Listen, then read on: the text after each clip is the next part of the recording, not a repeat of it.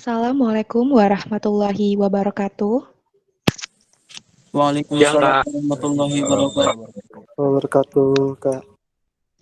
Selamat siang, salam sejahtera bagi kita semua.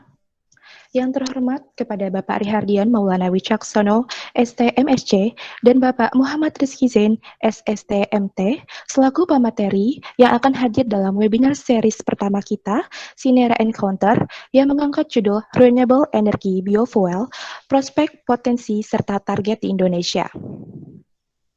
Serta kepada seluruh hadirin yang dapat hadir, terima kasih dan selamat bergabung dalam webinar kami.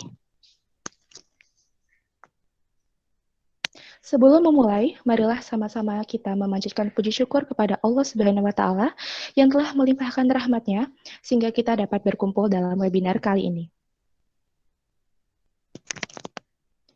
Adapun rangkaian acara dalam webinar pertama yaitu menyanyikan lagu kebangsaan Indonesia Raya.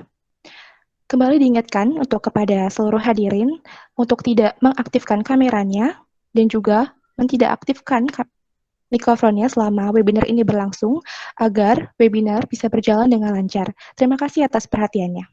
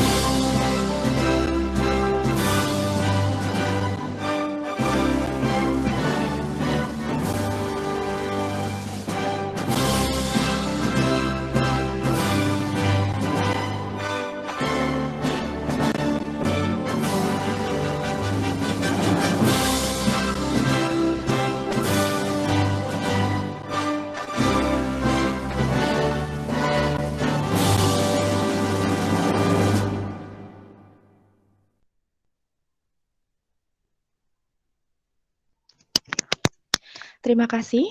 Baiklah para hadirin sekalian. Saatnya kita memasuki rangkaian acara yang kedua, yaitu penyampaian materi. Adapun sesi pertama materi akan disampaikan oleh Bapak Rihardian Maulana Wicaksono. Sesi pertama ini akan membahas tentang potensi serta prospek energi biofuel yang ada di Indonesia. Kepada Bapak Rihardian, apakah sudah siap? Ya, terima kasih, Vidya. Baik, Pak. Silakan untuk disampaikan materinya kepada Bapak. Kami persilakan waktu dan tempatnya. Terima kasih. Baik, terima kasih, Vidya. Saya akan mencoba untuk mempresentasikan terlebih dahulu.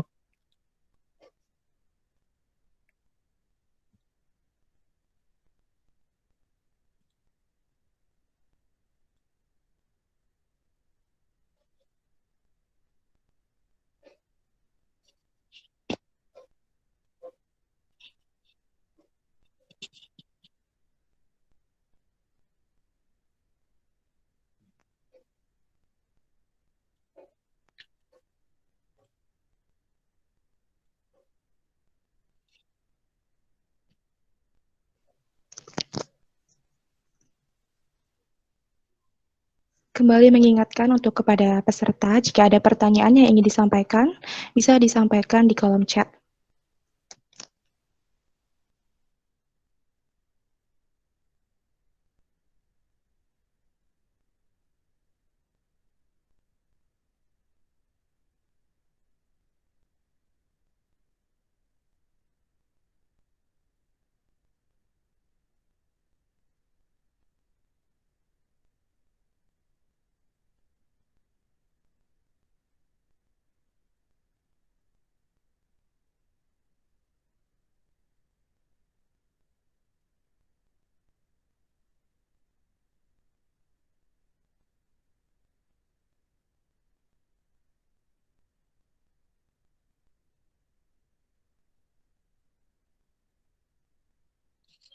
Apa sudah terlihat slide saya? Belum, Pak. Sudah terlihat, Pak. Oke. Terima kasih Vidya atas kesempatannya untuk bisa sharing sedikit terkait dengan pengembangan potensi dan tantangan pengembangan biofuel di Indonesia. Untuk saat ini tentunya Iya, Pak. Sama-sama. biofuel menjadi topik yang cukup banyak diperbincangkan terkait dengan pemanfaatan atau perkembangan yang masif di Indonesia, terlebih untuk terlibat lebih jauh untuk dimanfaatkan di bidang transportasi tersebut. Oke, dalam kesempatan kali ini tentunya akan diawali dengan membahas terkait dengan bauran energi primer nasional yang tentunya kita harus mengetahui terlebih dahulu mengapa kita membutuhkan transisi energi di sektor transportasi untuk biofuel, kemudian kebijakan energi nasional di biofuel itu seperti apa saja, kemudian akhirnya kita sampai terkait dengan program mandatory biofuel yang tentunya saat ini sudah terimplementasikan sebanyak B30 dan tentunya ada roadmap dari pemerintah untuk mengimplementasikan biofuel lebih banyak porsinya ke depannya. Kemudian yang terakhir tentunya kira-kira apa saja sih tantangan dari pengembangan biofuel di Indonesia yang tentunya kita sebagai generasi penerus tentunya ingin menjaga kelestarian energi di Indonesia, kemandirian dan ketahanan energi, supaya tentunya Indonesia tidak perlu lagi impor terkait dengan kebutuhan energi tersebut. Oke, yang pertama terkait dengan bauran energi primer nasional. Bagaimana sih kondisi energi primer atau suplai energi di Indonesia saat ini? Jadi bisa dilihat itu bahwa berdasar tiap tahun itu untuk porsi energi itu masih didominasi suplainya oleh energi fosil. Bisa dilihat dari porsi minyak bumi, batu bara, gas bumi yang tergabung dari energi fosil itu porsinya itu mencapai sekitar hampir 80% yang untuk memenuhi kebutuhan energi Indonesia. Sedangkan untuk kebutuhan atau supply dari energi baru terbarukan itu masih cukup sedikit. Akan tetapi di sini tiap tahunnya ada harapan bahwa porsi dari supply energi baru terbarukan itu mulai meningkat dari tahun 2015 hingga tahun 2019 itu kenaikannya 5%. Dan tentunya dari segi energi fosil, minyak bumi, yaitu porsinya itu menurun, akan tetapi untuk porsi yang lainnya terkait dengan jenis batu bara itu semakin meningkat. Seperti itu. Tentunya ini didasari dengan produksi dan cadangan batu bara yang di Indonesia cukup besar. Dan untuk minyak bumi tentunya cadangan minyak bumi Indonesia itu sudah mulai menurun dan kita akan bahas ini terkait dengan kebutuhan BBM domestik dan sebagainya seperti itu. Nah, di tahun 2019 ini energi baru terbarukan itu sudah mencapai 9,15%, Dan untuk dasar informasi yang saya dapatkan hingga tahun 2020 ini porsi EBT itu sudah mencapai 11%, sekitar 10-11%. Jadi ada kenaikan seperti itu. Nah, tadi dari segi energi supply. Nah, kira-kira energi finalnya itu seperti apa?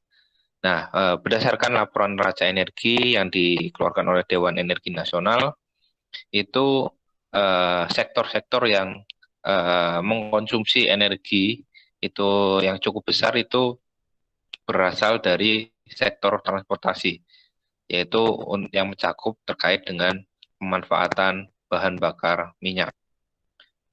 Untuk yang lainnya, yaitu diikuti oleh sektor industri, itu sekitar 34%, kemudian diikuti oleh sektor rumah tangga, dan sisanya yaitu sektor komersial seperti logistik, bangunan, dan sebagainya. Seperti itu. Nah, di sini bisa dilihat bahwa konsumsi sektor transportasi itu porsinya itu hampir setengah dari total konsumsi energi final di Indonesia. Nah, ini bentuknya yaitu berbentuk bahan bakar minyak. Jadi ini sektor ini sangat istilahnya menghabiskan bahan bakarnya itu cukup besar. Nah, tentunya tiap tahun itu dengan bertumbuhnya atau berkembangnya jumlah kendaraan bermotor di Indonesia, nah tentunya konsumsi sektor transportasi ini juga akan terus bertambah. Seperti itu. Nah, kita breakdown lagi. Nah, dari sektor transportasi tersebut, jenis bahan bakar minyak yang dikonsumsi itu apa saja? Bisa dilihat bahwa hampir sekitar 50,9% itu jenis BBM yang digunakan atau dikonsumsi sebagai energi final itu jenisnya adalah gasolin atau bensin. Itu bisa dilihat bahwa di tabel di bawah yaitu konsumsi pada tahun 2018 berdasarkan dari Handbook of Energy Static of Indonesia itu mencapai 29,08 juta ton of equivalent. Jadi 29, juta kiloliter itu dari bensin itu dikonsumsi untuk sektor transportasi. Kemudian diikuti oleh biosolar 29,1 dan kemudian solar 11,3% dari total konsumsi energi di sektor transportasi. Nah, tentunya dengan menurunnya cadangan konsumsi cadangan energi supply dari minyak bumi yang tentunya memaksa Indonesia untuk impor, dengan kemudian tambahnya kendaraan bermotor, otomatis tentunya ada gap antara supply dan konsumsi atau demand dari bahan bakar minyak tersebut ini. Nah, pada tabel berikutnya yaitu terkait dengan tren konsumsi BBM domestik. Bisa dilihat itu ada perbandingan antara konsumsi jenis bensin dan konsumsi jenis HSD, high speed diesel itu, atau bisa disebut juga merek dagangnya solar juga atau diesel. Nah, untuk konsumsi diesel sendiri itu relatif fluktuatif, tapi ada cenderung ke peningkatan. Tapi di satu sisi untuk jenisnya gasolin atau bensin, trennya itu konsumsinya itu terus meningkat, gitu. Dan dari mulai 2008 hingga 2018 itu kenaikannya cukup signifikan hingga mencapai 50% untuk peningkatan konsumsi untuk kebutuhan dalam negeri. Nah, tentunya dengan keterbatasan sumber daya energi untuk di bidang minyak bumi, yang tentunya mulai dari tahun 2000 itu kita sudah mulai mengimpor bahan bakar minyak tentunya ada tentunya untuk memenuhi kebutuhan BBM dalam negeri, tentunya kita harus mengimpor. Karena tentunya dengan konsumsi yang terus meningkat dan menurunnya cadangan, itu tentunya ada gap untuk memenuhi kebutuhan domestiknya tersebut. Bisa dilihat bahwa impor bensinnya itu mengalami tren meningkat seiring dengan bertambahnya konsumsi domestik dari bahan bakar jenis bensin ini. Itu bisa dilihat dengan kenaikannya, impornya bensinnya itu hampir mencapai 100%. Lebih dari 100% malah dari 2008 hingga 2018. Dan ini fakta di lapangan bahwa tentunya dengan kebutuhan konsumsi domestik yang terus bertambah seiring dengan bertambahnya jumlah kendaraan bermotor di Indonesia, otomatis tentunya ketika tidak ada energi alternatif yang menggantikan bensin ini, otomatis jumlah impornya akan terus bertambah. Dan ini tentunya akan mengancam ketahanan dan kemandirian energi di Indonesia. Ini dari jenis bensin. Nah, bagaimana dengan jenis solar? Bisa dilihat konsumsi domestik yang cukup fluktuatif, akan tapi juga ada kecenderungan kenaikan. Dan dari segi impor, ini ada trennya mulai menurun. Seperti itu pemanfaatannya. Dimulai dari tahun 2014, 2015 itu hingga 2016 itu impor yang dibutuhkan dari jenis solar atau diesel ini sudah mulai menurun. Nah, tentunya pemakaian bensin itu dikarenakan karena jumlah kendaraan bermotor dengan spesifikasinya bensin itu cukup banyak, otomatis dengan konsumsinya juga cukup tinggi. Nah, tetapi untuk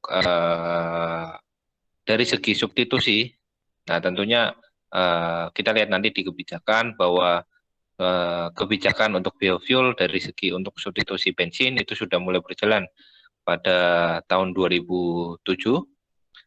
Akan tetapi untuk mandatorinya ini masih belum berjalan maksimal karena tentunya karena keterbatasan dari pasokan bioetanol yang tentunya belum cukup untuk memenuhi kebutuhan substitusi bensin untuk pemakaian energi di depannya. Nah, tentunya dari segi supply bioetanol yang belum cukup memadai, akan tapi dari segi supply untuk memenuhi substitusi di kategori diesel itu sudah cukup banyak terkait dengan apalagi Indonesia mulai beralih atau sumbernya itu berasal dari minyak kelapa sawit yang jumlahnya itu cukup besar, otomatis ada kebijakan tentunya untuk mensubstitusi bensin yang tentunya bergeser dari pemakaian bensin ke arah solar tersebut. Nah, tentunya pemerintah sudah memproyeksi pemanfaatan energi ke depannya melalui kebijakan energi nasional. Ini berdasarkan peraturan Presiden, peraturan pemerintah nomor 79 tahun 2014 tentang kebijakan energi nasional. Dan tentunya pemerintah mempunyai target nih, kira-kira pada tahun berapa kita harus memenuhi atau meningkatkan kebutuhan suplai energi baru terbarukan dan mempunyai target jangka panjang. Jadi lihat bahwa kondisi tahun 2019 itu jumlah porsi energi terbarukan yaitu 9,15, tetapi pemerintah mempunyai target nih pada tahun 2025 itu diharapkan konsumsi pemenuhan energi suplainya untuk energi terbarukan itu mencapai 23%. Dan tentunya hingga sampai tahun 2050 itu mencapai 31%.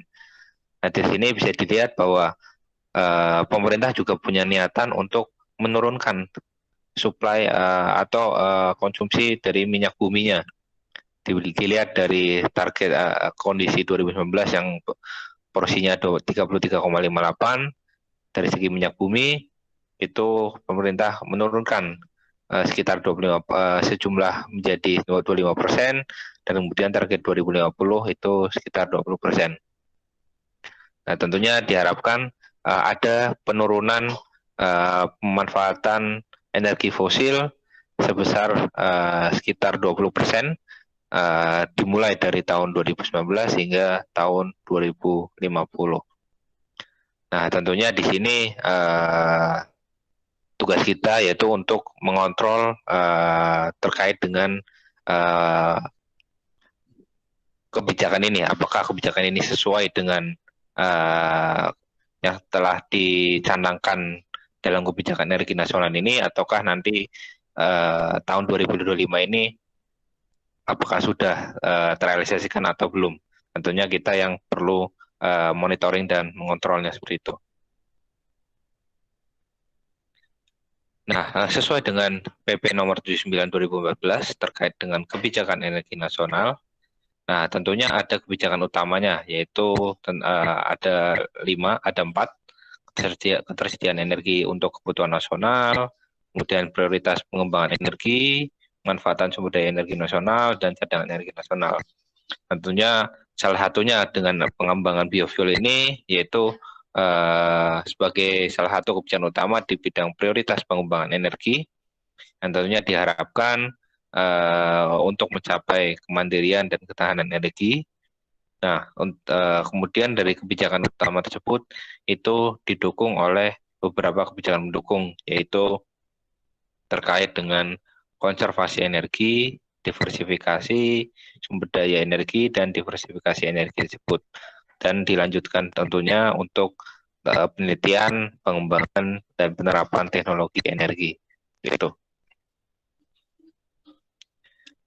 Nah, untuk kebijakan terkait biofuel sendiri itu tidak hanya dalam 3 atau 5 tahun terakhir, tapi sudah mulai dari tahun 2007, yang tentunya melihat dari kondisi Indonesia yang sudah mulai mengimpor bahan bakar dan bahan bakar minyak, yang tentunya saat itu pemerintah sudah mulai berpikir untuk mencari atau mensubstitusi bahan bakar minyak dari energi fosil ke energi terbarukan.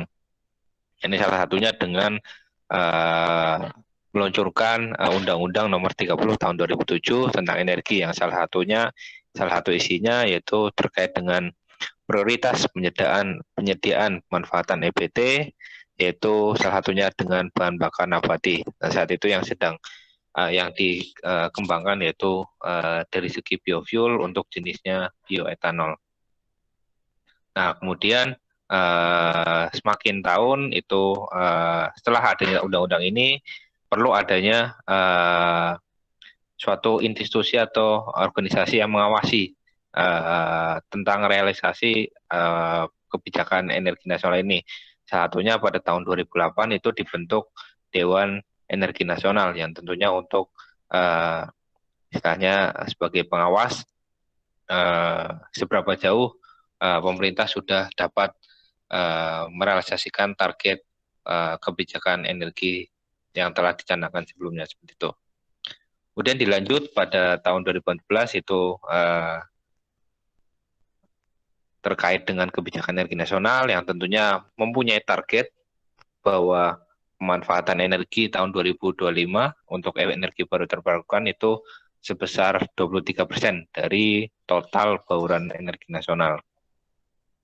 Nah, tentunya di sini itu didukung oleh peraturan atau kebijakan yang lainnya, seperti Permen SDM nomor 12 tahun 2015, itu terkait dengan penyediaan, manfaatan, dan tata niaga bahan bakar nabati. Kemudian Permen SDM nomor 2016 ini yang sudah mulai untuk dari sektor biodiesel. Nah, ini sumbernya itu saat ini kelapa sawit. Kemudian ada juga didukung juga untuk penyediaan biodiesel itu harus sesuai dengan standar dan mutu spesifikasinya. Nah, oleh karena itu adanya keputusan Direktur Jenderal EPTKE, tentunya hingga saat ini yang tentunya sudah diimplementasikan pada awal tahun ini, yaitu berupa mandatory biofuel untuk kategori biodiesel 30%. Nah, seberapa besar sih potensi bioenergi di Indonesia? Nah, ini bisa dilihat bahwa untuk potensi bioenergi terbesar di Indonesia yang tentunya bisa dimanfaatkan untuk biofuel itu adalah jenisnya minyak kelapa sawit. Tentunya 60% dari total potensi di Indonesia itu berada di Pulau Sumatera, yaitu potensi hingga mencapai 8.800 megawatt elektrik. Diikuti oleh Pulau Kalimantan dan kemudian Jawa, Madura, Bali. Dan kemudian itu saat ini minyak kelapa sawit diproyeksikan untuk menjadi sumber bahan baku untuk biodiesel di Indonesia saat ini, karena jumlahnya dan potensi dan jumlah areanya yang cukup luas gitu. Kemudian ada juga untuk bioenergi lain, ada sekam padi yang cukup besar juga, karena tentunya ini memanfaatkan dari hasil pertaniannya. Kemudian ada juga tebu yang tentunya saat ini menjadi bahan baku dari bioetanol, yang tentunya untuk menyuplai bahan baku bioetanol. Ada juga potensi terkait jagung, singkong. Tapi dari sini bisa dilihat untuk kategori tebu, jagung dan singkong itu merupakan tanaman pangan yang tentunya salah satu jenis bioenergi, sumber bioenergi yang menjadi itu kategori yang pertama, yaitu generasi pertama, yaitu yang berasal dari tanaman pangan seperti itu. Nanti ada juga sumber bioenergi yang berasal dari generasi kedua, itu dari tanaman non-pangan. Ada juga yang advanced biofuel, itu dari generasi ketiga. Tentunya nanti akan dibahas oleh Bapak Rizky Zen terkait dengan jenis-jenis biofuel dari generasi pertama hingga kedua beserta teknologinya. Seperti itu.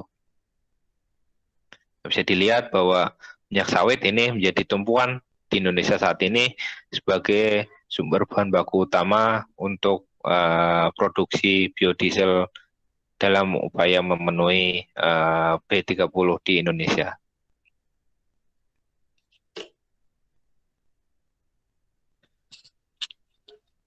Kemudian apa itu program mandatory biofuel dan tujuannya seperti apa?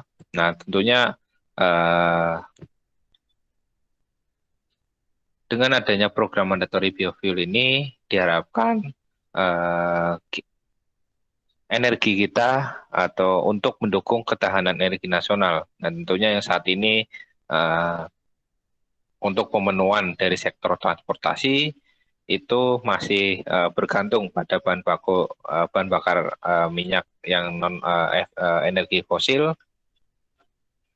Yang saat ini untuk jenisnya bensin itu masih hampir setengah produksinya itu impor dari luar. Nah, tentunya ketika pasokan dari luarnya terganggu, otomatis itu akan mengganggu kebutuhan atau konsumsi energi secara nasional.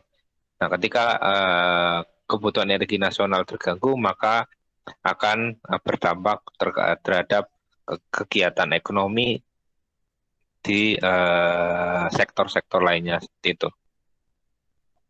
Dan itu dari segi lingkungan itu untuk mengurangi emisi gas rumah kaca, karena tentunya penggunaan dari energi fosil ini sangat masif untuk produksi emisinya tersebut. Nah, tentunya sangat tidak ramah lingkungan dari segi penggunaan atau maupun dalam eksplorasi produksinya gitu.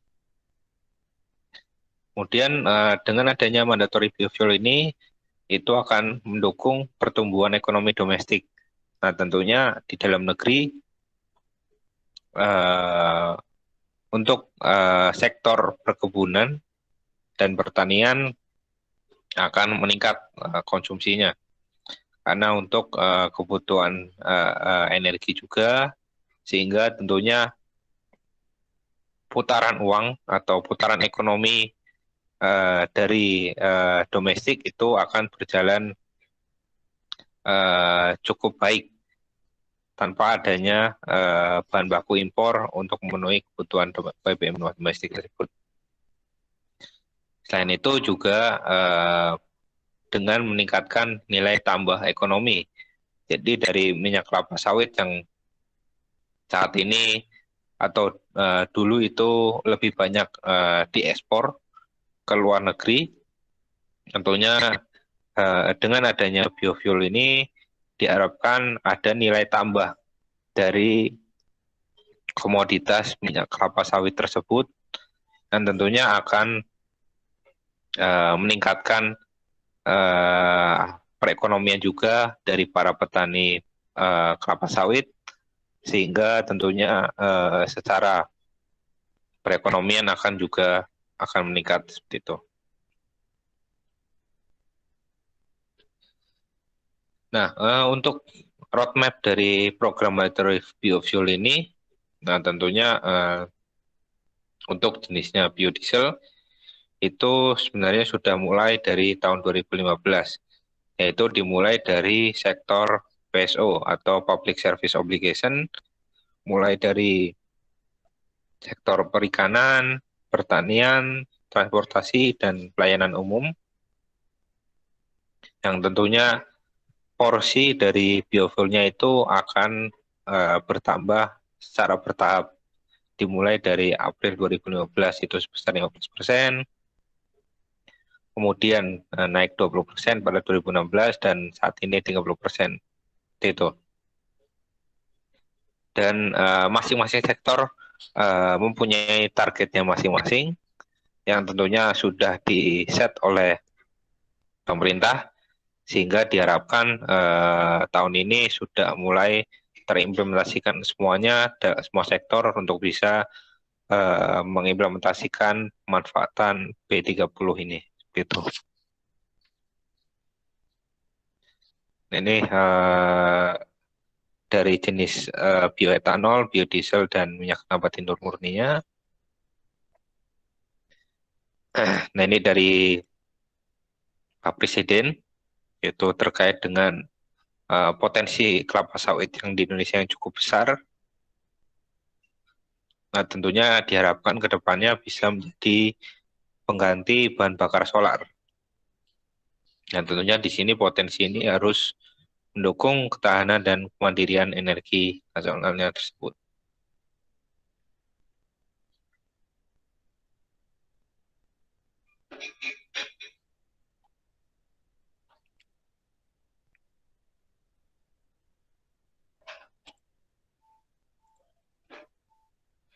Nah, tentunya tidak hanya berhenti di B30 saja tahun ini, tapi dalam arahan Presiden tahun lalu, itu pada saat peresmian implementasi B30, itu Presiden juga mencanangkan percepatan untuk B40 dan B50.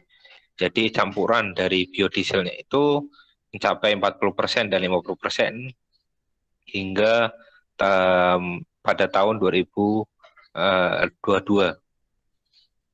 Jadi saat ini Kementerian SDM itu sudah mulai melakukan pengujian untuk B40 di laboratoriumnya. Tentunya diharapkan pada tahun depan itu sudah mulai mengimplementasikan B40. Dan tentunya di awal tahun depan juga mulai adanya pengujian terkait dengan B50, hingga tentunya ke depannya kita bisa mengimplementasikan hingga mencapai B100. Seperti itu. Nah, apa saja sih tantangan dari pengembangan biofuel? Nah, tentunya salah satunya yang paling krusial yaitu terkait dengan harga. Saat ini harga antara bahan bakar non-fosil dan fosil itu ada disparitas atau perbedaan yang cukup signifikan. Bisa dilihat untuk bahan bakar minyak fosil saat ini itu untuk yang jenis bensin, kalau tidak salah itu sekitar 6.000, dan sedangkan untuk jenis solar yang saat ini masih subsidi itu sekitar 5.000. Nah, ini untuk harga bahan bakar nabati jenis biodiesel bisa dilihat dari informasi EBTKE itu sebesar 9.000. Itu belum harga final, tentu tergantung tambahan dari harga distribusi. Sedangkan untuk jenisnya bahan bakar nabati yang bioetanol itu malah lebih besar, yaitu harganya cukup mahal, yaitu sekitar 14.000 per liternya. Nah, tentunya perbedaan harga ini akan mempengaruhi konsumsi dari masing-masing bahan bakar. Tentunya kita akan lebih mempreferensi dari segi ekonomi, yaitu untuk memilih mengonsumsi bahan bakar fosil karena tentunya harganya lebih menarik. Oleh karena itu, tentunya dari sini pemerintah harus membantu sehingga bahan bakar biofuel ini itu bisa lebih affordable atau lebih terjangkau, dan bagi masyarakat tentunya salah satunya itu dengan adanya pemberian insentif untuk menyalurkan subsidi bagi solar yang tentunya saat ini bahan bakar solar itu masih disubsidi oleh pemerintah. Nah, tentunya pemerintah juga harus bisa merancang penetapan harganya juga, sehingga tentunya ada win-win solution, tidak hanya dari segi konsumen, tetapi pemerintah juga men-set harga yang tentunya bisa menarik investor atau produsen untuk berinvestasi di bidang biofuel. Seperti itu.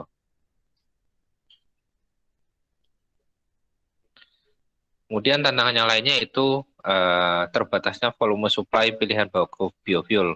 Tentunya bisa dilihat dari potensi bioenergi yang tadi, karena belum maksimalnya atau kurangnya keterbatasan jumlah pasokan bahan bakunya tersebut, maka tentunya akan mengganggu proses produksinya. Nah, tentunya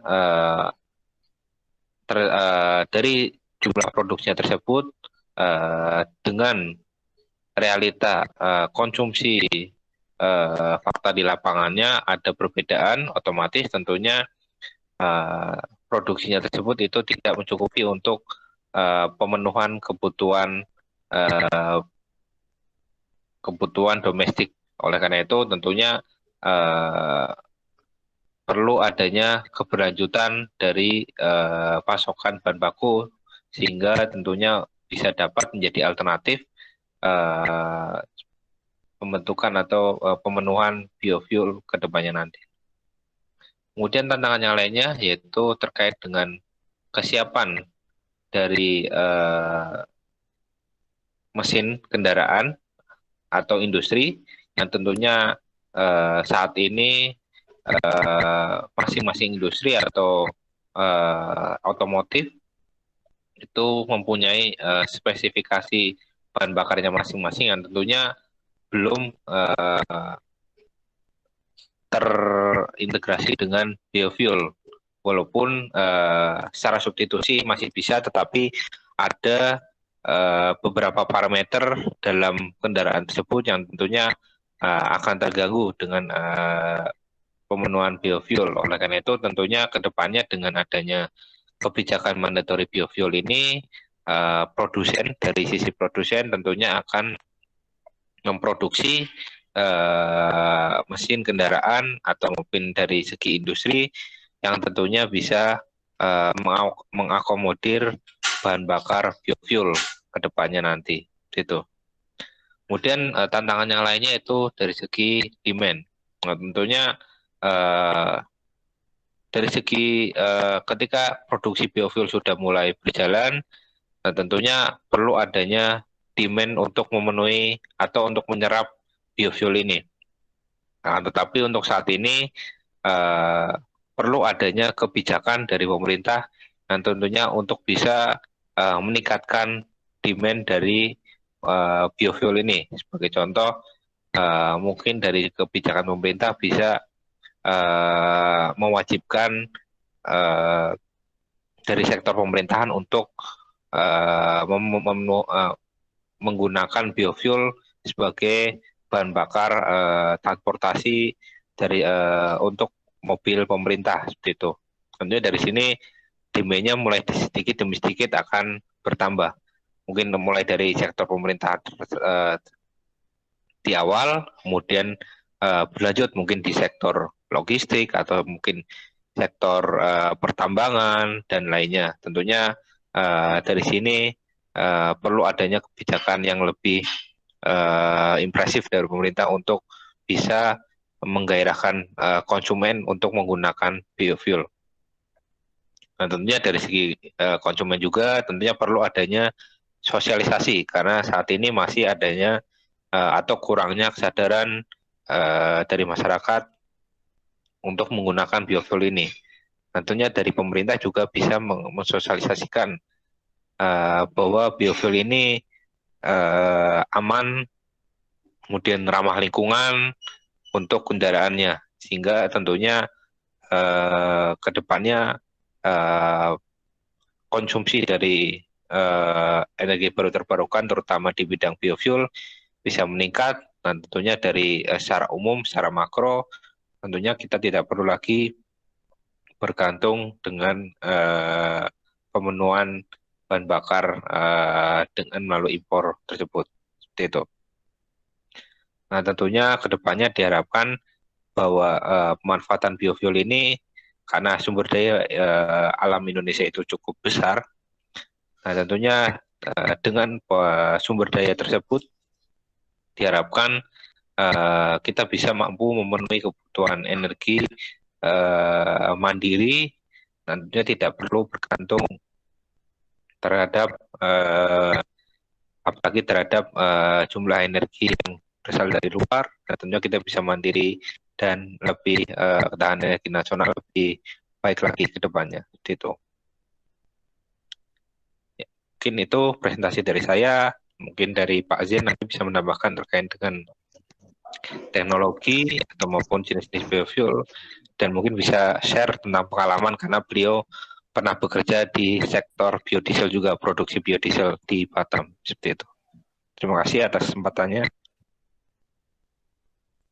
Baik, Bapak, terima kasih sekali. Materinya bagus sekali dan menarik sekali.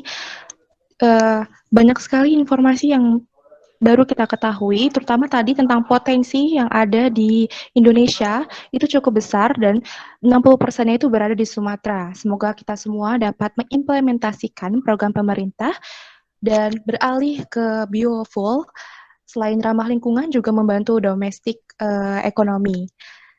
Nah, teman-teman semua, sebelum kita melanjutkan sesi kedua, ada informasi penting buat kita semua, buat teman-teman yang ingin ikut berdonasi, membantu acara amal.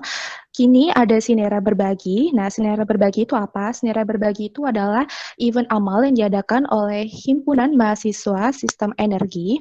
Kalian semua bisa banget untuk ikutan berdonasi dengan cara mengirimkan uang atau berdonasi seperti peralatan buku, alat-alat tulis kepada orang-orang yang membutuhkan.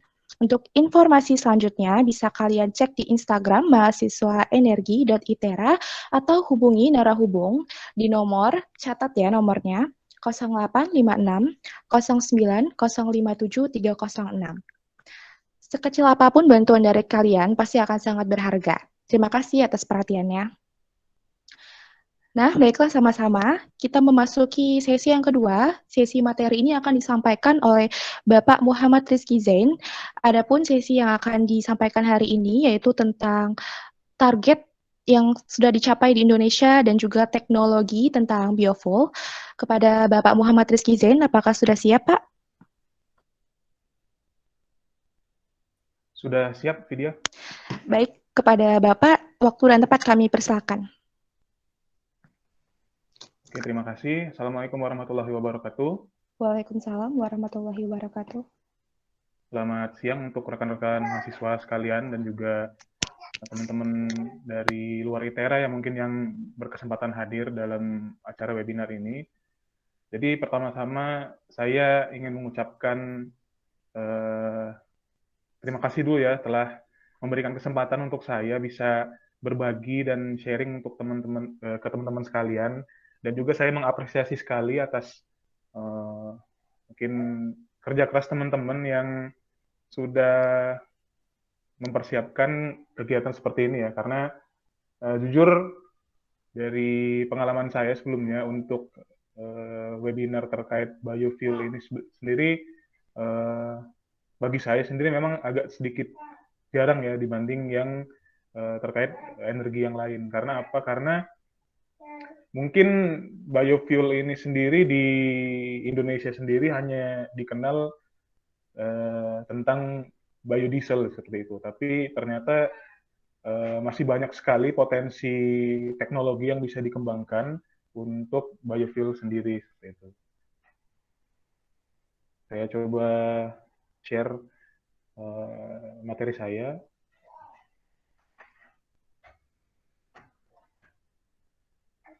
Apakah sudah terlihat slide-nya? Belum, Pak. Belum terlihat. Nah, sekarang sudah terlihat, Pak. Oke. Topik yang disampaikan atau diberikan ke saya itu terkait target nasional pada pemanfaatan energi baru terbarukan ya, khususnya bahan bakar nabati atau biofuel. Jadi sebenarnya topik ini tadi secara yang saya lihat yang sudah disampaikan oleh Pak Rian itu sudah tersampaikan ya terkait tadi target, dan mungkin saya kan hanya sedikit menambahkan lah terkait tadi ada tentang apa sih biofuel itu, dan kemudian mungkin generasinya apa saja gitu ya, dan juga mungkin terkait target ya yang ada. Oke, di sini ada pun outline untuk materi yang akan saya sampaikan. Itu yang pertama adalah pendahuluan ya terkait pemanfaatan biofuel di Indonesia. Kemudian yang kedua ada situasi terkini pemanfaatan biofuel di Indonesia dan target nasional ke depan terkait biofuel, dan penutup. Oke, tadi mungkin teman-teman sudah lihat di slide-nya Pak Rian sudah disampaikan ya terkait apa sih yang mendasari dari pemanfaatan biofuel yang ada di Indonesia. Ini saya coba sedikit ulang saja ya, dan mungkin kalau yang masih belum jelas mungkin bisa memperjelas. Jadi awal mulanya muncul pemanfaatan biofuel itu diawali oleh instruksi Presiden ya, nomor 1 tahun 2006 yang dikeluarkan oleh Bapak Presiden kita Susilo Bambang Yudhoyono ya, yaitu tentang penyediaan dan pemanfaatan bahan bakar nabati atau biofuel. Itu mungkin bisa teman-teman searching di internet, itu ada terkait Inpres nomor 1 tahun 2006. Kemudian Inpres ini ditindaklanjuti dengan munculnya Kepres ya, atau keputusan Presiden nomor 10 tahun 2006, di mana Kepres ini sendiri mengatur tentang Tim Nasional Pengembangan Bahan Bakar Nabati.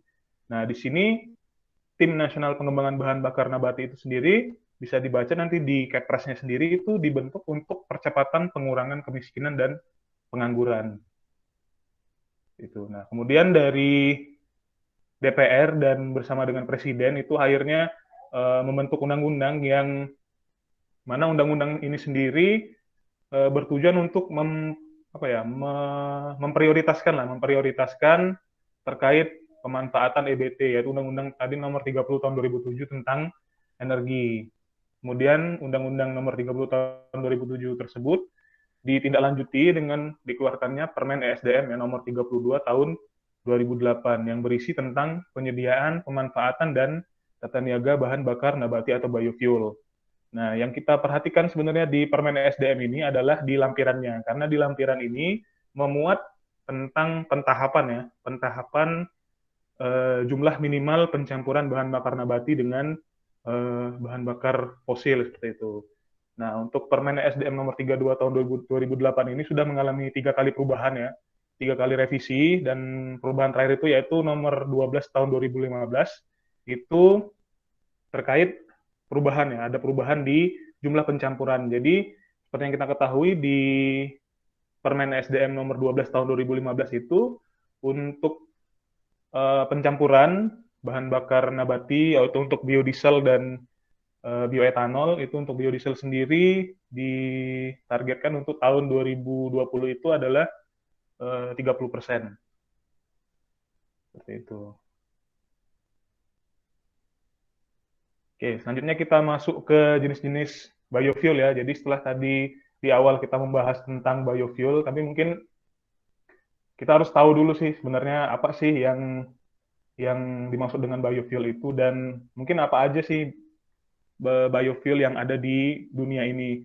Jadi bisa dilihat oleh teman-teman di slide yang saya tampilkan, ini merupakan tampilan terkait generasi dari biofuel. Jadi biofuel itu sendiri memiliki 4 generasi ya sampai saat ini, di mana generasi itu sendiri dibuat atau diciptakan terkait dengan bahan baku dari biofuel itu sendiri. Nah, untuk generasi pertama, tadi udah sedikit disinggung oleh Pak Aryan ya. Untuk generasi pertama, biofuel itu sendiri diproduksi dengan bahan baku dari tanaman pangan ya, tanaman pangan. Contohnya bisa dilihat di slide, yaitu adalah tebu ya, sugarcane itu tebu, kemudian soybean itu kedelai, wheat itu ya gandum, kemudian ada sawit ya, kelapa sawit, kemudian ada kalau di Eropa itu terkenal dengan rapeseed ya, rapeseed, dan lain-lain ya. Nah, selanjutnya bahan baku tersebut itu melalui proses biokimia dan juga reaksi kimia ya. Reaksi kimia akan diubah menjadi produk biofuel. Tadi misalnya contohnya tebu ya. Tebu itu menggunakan proses biokimia yaitu fermentasi. Nah, dia melalui proses fermentasi itu akan menghasilkan yang kita sebut dengan bioetanol. Selanjutnya misalnya contoh untuk biodiesel itu diproduksi dari vegetable oil ya, atau kita Indonesianya itu minyak nabati ya, minyak nabati. Nah, minyak nabati itu diproses melalui reaksi transesterifikasi untuk menghasilkan yang kita sebut dengan biodiesel. Nah, untuk biofuel generasi pertama ini sudah sangat populer ya di dunia, dan yang sangat populer itu digunakan di Eropa ya. Biodiesel itu digunakan hampir di seluruh transportasi untuk muatan ya, seperti truk itu udah menggunakan biodiesel. Nah, tapi yang menjadi permasalahan adalah biofuel generasi pertama itu menggunakan tanaman pangan sebagai bahan baku, di mana kita tahu bahwa tanaman pangan itu juga digunakan untuk kebutuhan pangan seperti itu. Nah, di situ menimbulkan seperti perselisihan antara tanaman ini digunakan untuk pangan atau digunakan untuk bahan bakar seperti itu. Nah, karena untuk permasalahan itulah timbul, jadi peneliti di seluruh dunia itu mencoba untuk mencari sumber bahan baku lain untuk dijadikan biofuel. Itulah muncul generasi kedua biofuel yang diproduksi dari lignoselulosa atau lignocellulosic biomass, yaitu contohnya misalnya dari limbah kelapa sawit, contohnya misal tandan kosong kelapa sawit, misalnya kemudian ada pelepah sawit, itu ada juga misalnya jerami, tadi sekam padi, dan lain-lain ya.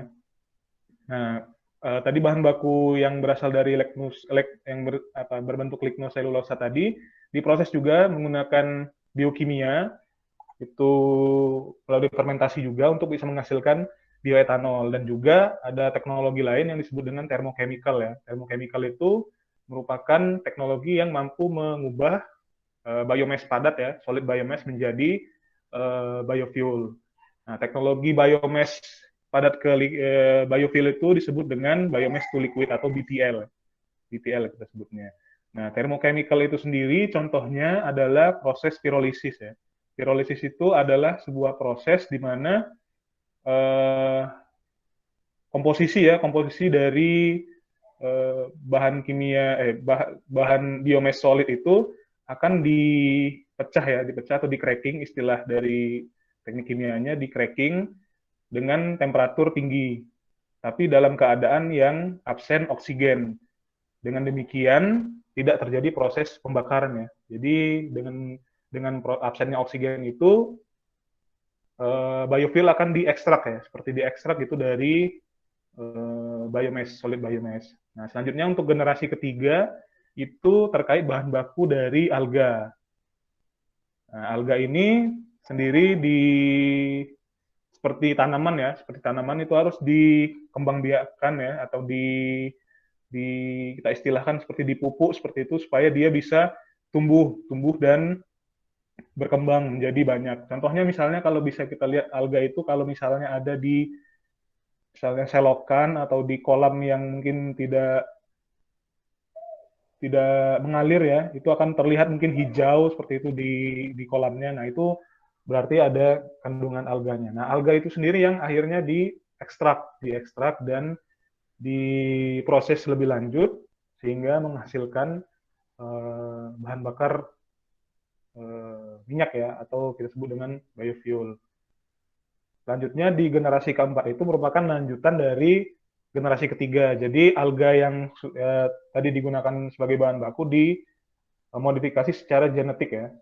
Jadi diubah supaya alga tersebut bisa contohnya berkembang lebih cepat seperti itu, dan juga menghasilkan yield minyak yang lebih banyak, dan juga kemampuan untuk mengcapture atau menangkap ya CO2 lebih banyak seperti itu, sehingga biofuel generasi keempat ini lebih dikenal dengan bahan baku biofuel yang karbon neutral ya, karbon neutral. Jadi dia menyerap CO2 dan juga nantinya akan menghasilkan CO2 begitu digunakan, dan nantinya CO2 yang dihasilkannya akan diserap kembali seperti itu terus. Jadi makanya disebut dengan CO2 netral ya, karbon neutral. Nah, di sini yang menjadi kendala untuk pengembangan generasi keempat itu adalah initial investment-nya itu masih lebih tinggi ya dibanding generasi-generasi sebelumnya, sehingga masih berada di tahap riset dan pengembangan seperti itu. Oke, kita lanjut ke biofuel yang populer ya, yaitu biodiesel, atau kalau di Indonesia itu dikenal dengan istilahnya B100 ya. Biodiesel itu merupakan salah satu produk tadi first generation biofuel yang diproduksi melalui reaksi transesterifikasi antara minyak nabati ya, trigliserida dan metanol atau CH3OH dengan bantuan sodium methylate atau CH3ONA sebagai katalis. Nah, di sini trigliserida itu sendiri tidak hanya kelapa sawit ya, atau minyak sawit, itu bisa juga dari berbagai macam minyak, misalnya minyak kelapa atau minyak jarak seperti itu, minyak biji nyamplung, minyak kemiri, segala macam yang berasal dari nabati. Artinya semuanya bisa diubah menjadi biodiesel seperti itu.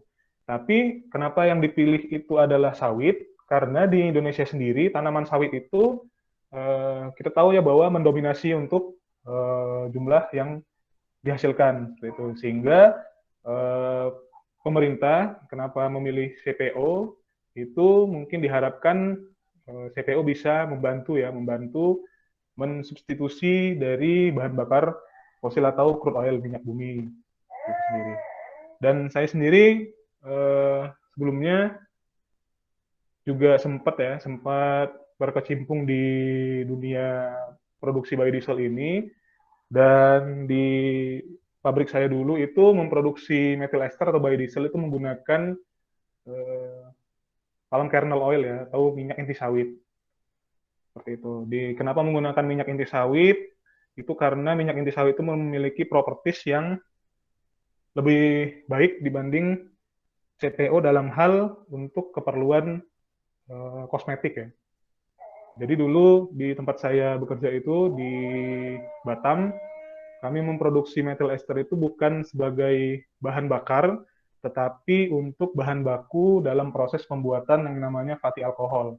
Fatty alkohol itu sendiri merupakan bahan baku kosmetik untuk kecantikan. dan juga bahan baku lainnya misalnya untuk deterjen dan lain-lain. Karena itulah disebut dengan namanya istilahnya oleochemical ya. Mungkin teman-teman tahu ada istilah petrochemical, itu menggunakan bahan baku dari minyak bumi. Kalau oleochemical itu menggunakan bahan baku dari minyak nabati. Seperti itu. Nah, bisa teman-teman lihat, ini ada skematik diagram atau proses flow diagram dari proses produksi biodiesel ya. Dan ini merupakan teknologi yang dimiliki oleh Lurgi namanya, yang berasal dari Jerman ya.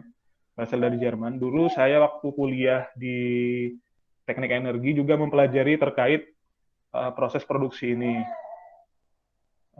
Kemudian begitu saya bekerja di salah satu perusahaan tersebut yang memproduksi biodiesel, mereka juga ternyata menggunakan teknologi dari Lurgi ini, sehingga apa yang ada di skematik diagram ini bisa saya lihat secara langsung ya, secara langsung. Jadi dulu pekerjaan saya juga memang menghandle dari produksi biodiesel ini sendiri menggunakan teknologi Lurgi ini. Jadi teknologi Lurgi ini terdiri dari 2 reaktor ya, yang disebut dengan CSTR reaktor atau Continuous Stir Tank Reactor ya. Terdiri dari 2 yang bekerja dengan series ya. Jadi dari reaktor 1 itulah kemudian hasilnya lari ke reaktor 2. Kemudian juga dilengkapi dengan washing column atau kolom pencuci dan juga rectification column untuk merecovery metanol gitu. Nah, ini sedikit sharing ya apa yang sudah saya alami dulu ketika masih sebagai praktisi di industri ya. Ini merupakan tampilan dari DCS ya, DCS yang atau control room yang dulu menjadi pekerjaan saya, dan ini dulu menghasilkan untuk load 100% itu sekitar 30 ton per jam methyl ester ya, dengan tadi teknologi dari Lurgi. Seperti itu. Ini bisa dilihat oleh teman-teman, ini merupakan yang kita sebut dengan reaction section ya. Jadi untuk proses biodiesel itu sendiri, untuk teknologi Lurgi terdiri dari 8 section. Terdiri dari 8 section. Yang yaitu section pertama itu degamming and bleaching ya. Jadi bahan baku minyak atau CPKO-nya itu dihilangkan dulu getahnya dan di apa ya, kita istilahnya itu dipucatkan seperti itu warnanya. Kemudian ada deacidification, dihilangkan dulu kandungan FFA atau free fatty acid.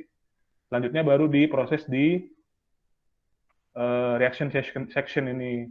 Dia akan direaksikan menggunakan dengan metanol ya, dengan bantuan katalis sodium methylate.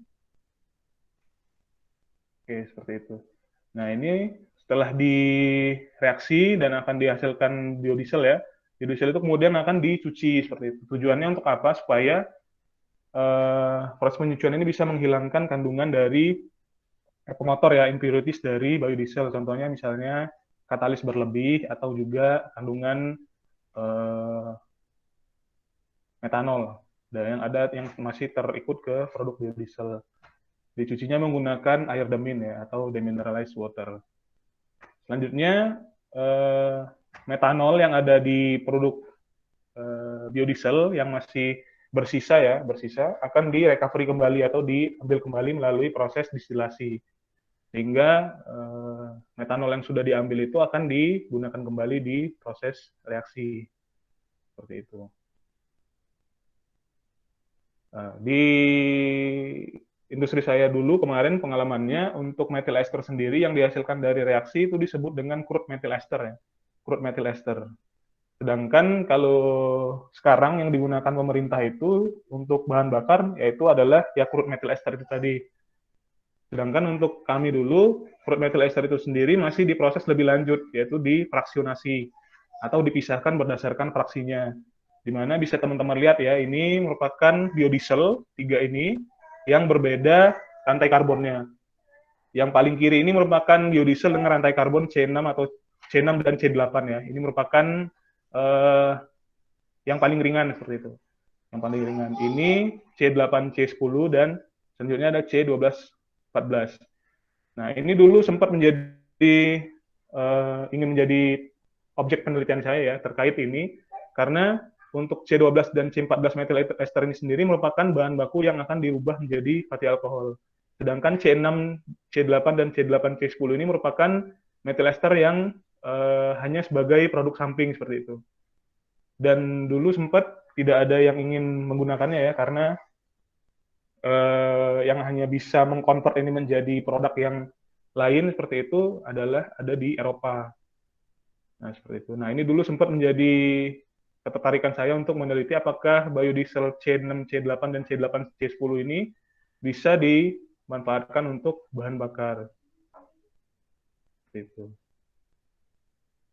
Oke, setelah tadi kita membahas terkait teknologi, kita masuk ya untuk situasi terkini seperti apa sih pemanfaatan biofuel di Indonesia. Tadi udah sedikit disinggung oleh Pak Rian, ini saya hanya mengulang ya. Ini terkait dengan Permen SDM nomor 12 tahun 2015 tadi.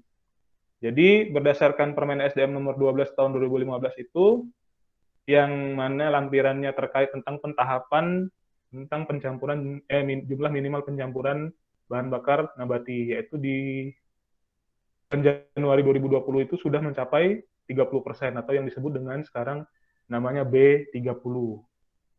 Sebelumnya itu dikenal dengan B20 atau mencampur 20% ya, 20% biodiesel dengan sisanya solar, dan sekarang sudah masuk ke B30. Nah, ini bisa dilihat roadmap-nya ya, perjalanannya dari mulai B2,5 sampai B7,5 itu di tahun 2008 sampai 2010. Kemudian diubah lagi, direvisi lagi seperti itu, Permen SDM-nya itu menjadi B10. Selanjutnya tahun 2015 itu diubah lagi menjadi B15, dan terakhir itu diubah menjadi B20, dan ini untuk B30 di tahun 2020.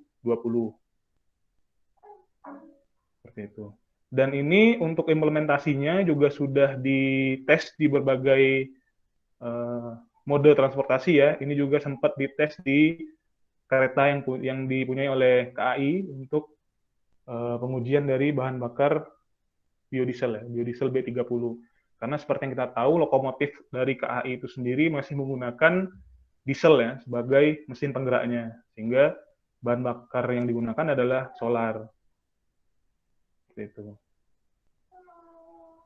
Nah, ini terkait perkembangan produksi ya, produksi, kemudian ekspor dan pemanfaatan biodiesel. Bisa dilihat di grafik ini, teman-teman. Setiap tahun produksi biodiesel itu terus meningkat ya, karena diikuti dengan program mandatori dari pemerintah untuk pengembangan bahan bakar nabati atau biofuel.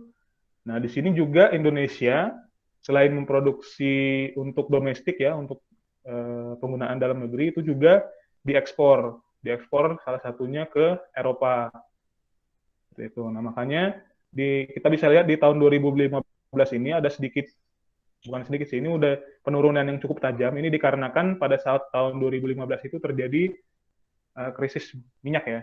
Krisis minyak, jadi harga minyak itu turun tajam seperti itu. Sehingga penggunaan biodiesel sebagai pengganti atau substitusi dari bahan bakar fosil itu menurun. Gitu. Tetapi di Indonesia pemerintah mensiasati dengan tadi program mandatori B20, sehingga penggunaan domestik untuk biodiesel itu bisa ditingkatkan. Seperti itu. Selanjutnya, ini merupakan, kita lihat ya, dampak yang dirasakan ya oleh pemerintah Indonesia terkait pemanfaatan biodiesel sebagai substitusi dari bahan bakar fosil. Di tahun 2019 itu sendiri, penghematan devisa itu sudah mencapai 48,19 triliun. Dan di tahun 2020 ini diproyeksikan ya, dengan pemanfaatan B30 itu akan menghemat devisa sebanyak 63 triliun. Nah, di sini juga di sebelah kanan bisa dilihat untuk tren volume penyaluran biodiesel itu semakin tahun juga semakin meningkat, di mana di tahun 2019 itu merupakan yang paling tinggi ya, itu adalah 6,57 juta kiloliter biodiesel. Oke, selanjutnya ini terkait pemanfaatan B20 juga. Jadi pemanfaatan B20 itu kemarin juga berdampak terhadap lingkungan. Berdampak terhadap lingkungan itu bisa dilihat dari penurunan emisi gas rumah kaca melalui pemanfaatan B20. Dari grafik ini bisa dilihat ya, untuk tahun 2018 itu dengan pemanfaatan B20 bisa menurunkan sejumlah 5,61 juta ton CO2. Dan di tahun 2019 itu menurunkan sampai 9,51 juta ton CO2. Ya, bisa dibayangkan nanti untuk pemanfaatan lebih lanjut terkait biodiesel ini kan makin meningkat dari jumlah penurunan emisi gas rumah kaca yang dihasilkan.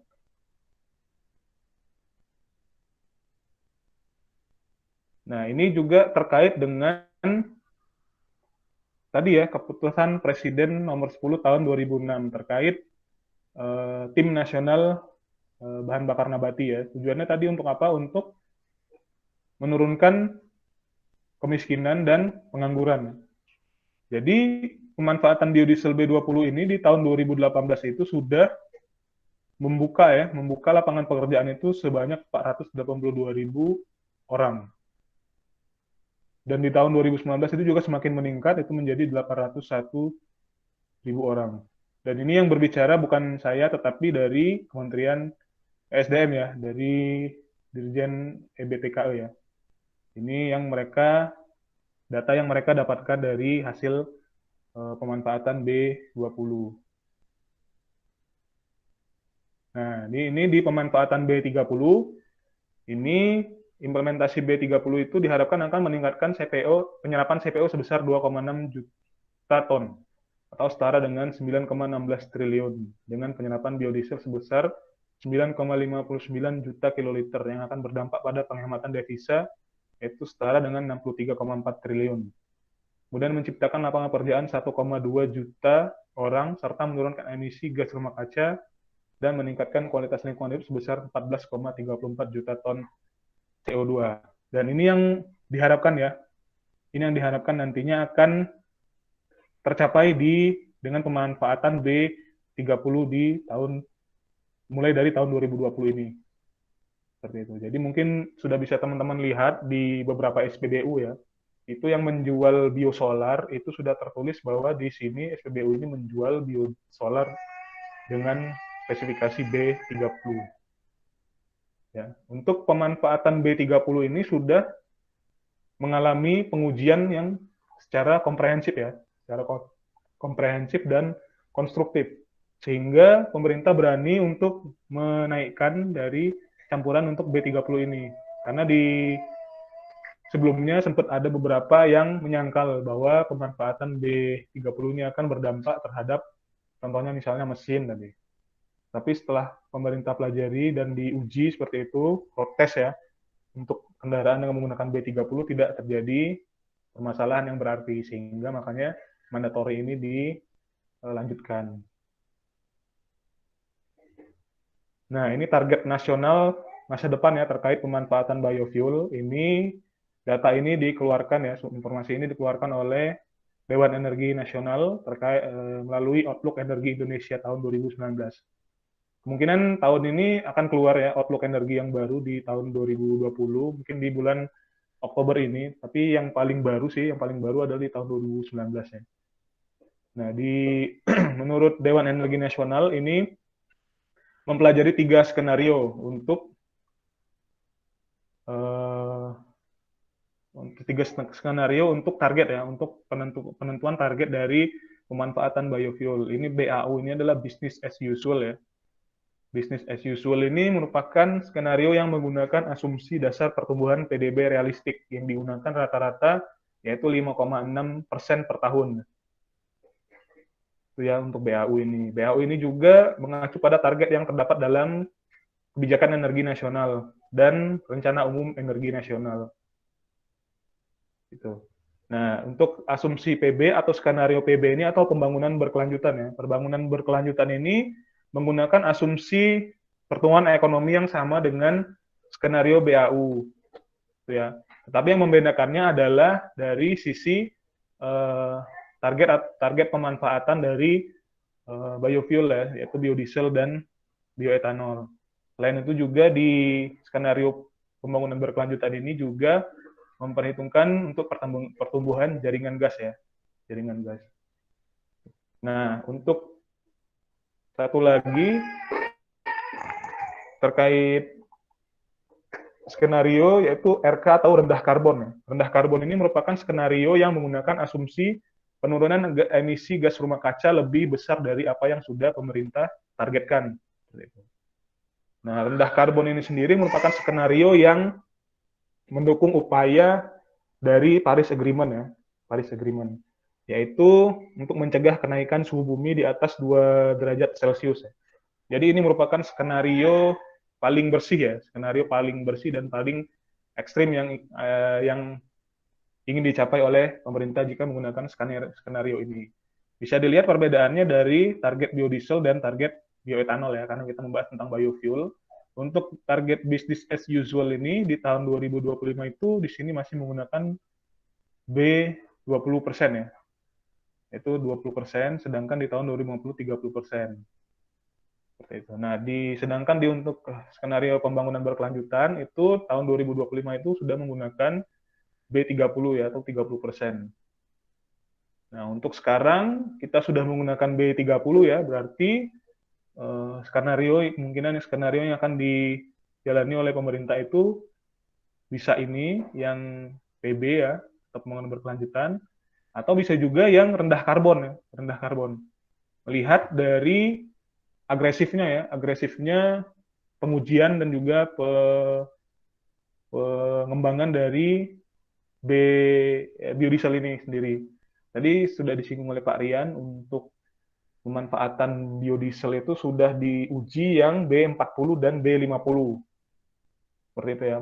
Bukan tidak mungkin nanti kalau misalnya terus-menerus berhasil untuk pengujiannya, tidak menemui kendala berarti, itu tahun 2050 kita bisa mencapai B100 ya. B100. Tetapi hal ini juga harus dibarengi dengan pengembangan teknologi untuk mesin ya. Mesin yang harusnya dia bisa lebih tahan terhadap substitusi dari bahan bakar ini. Seperti itu. Nah, kita singgung sedikit tentang bioetanol ya. Kenapa bioetanol ini sepertinya kalah pamor dengan biodiesel? Itu ya. Sebenarnya bioetanol ini sendiri dari segi proses ya, dari segi proses itu membutuhkan proses yang lebih rumit untuk memproduksinya. Dan juga yield yang dihasilkan itu juga terkadang tidak terlalu tinggi. Seperti itu. Makanya bioetanol ini sendiri ditargetkan pemerintah itu di tahun 2025 itu hanya 5% ya, 5%.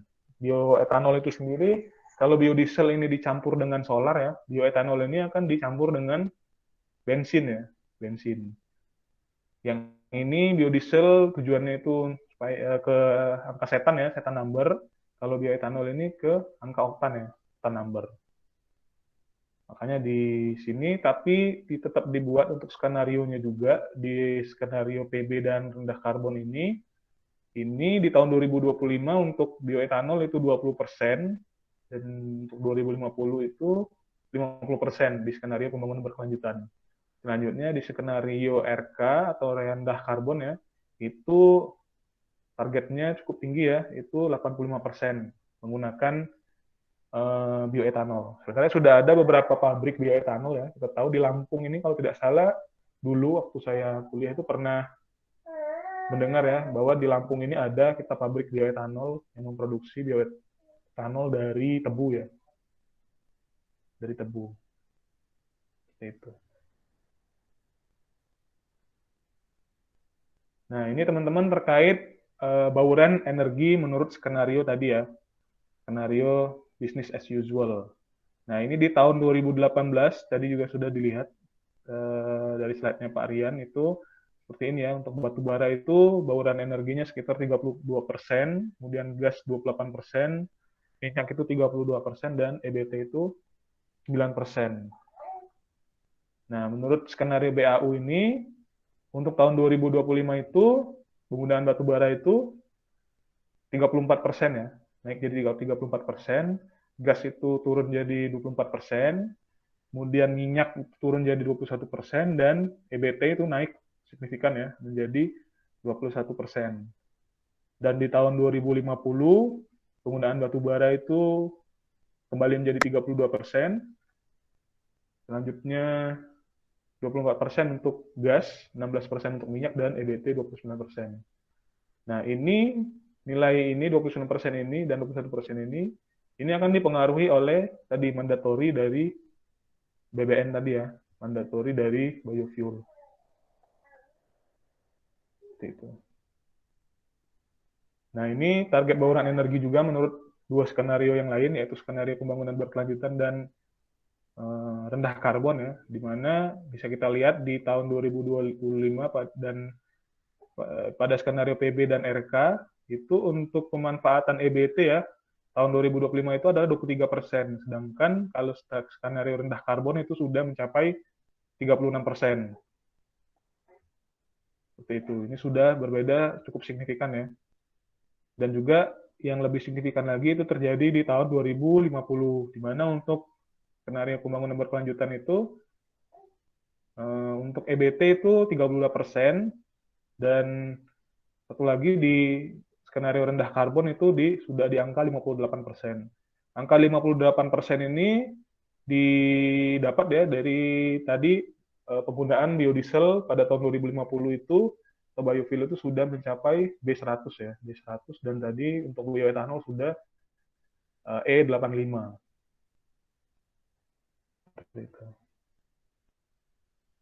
Ini hasil ini yang dikeluarkan oleh tadi ya, Dewan Energi Nasional melalui Outlook Energi Indonesia tahun 2019.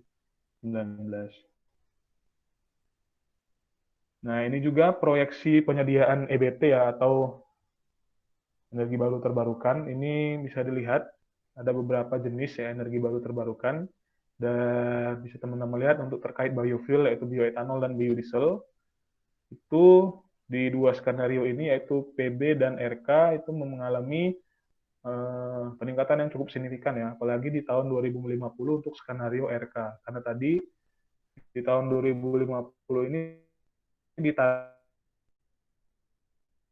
karbon ini tadi penggunaan biodieselnya sudah B100 ya, dan bioetanolnya yaitu E85. Seperti itu. Dan energi yang lain ya, kita singgung sedikit untuk pembangkit listrik tenaga surya ya. Untuk tenaga surya juga diproyeksikan akan semakin berkembang ya jika menggunakan skenario dari rendah karbon tadi.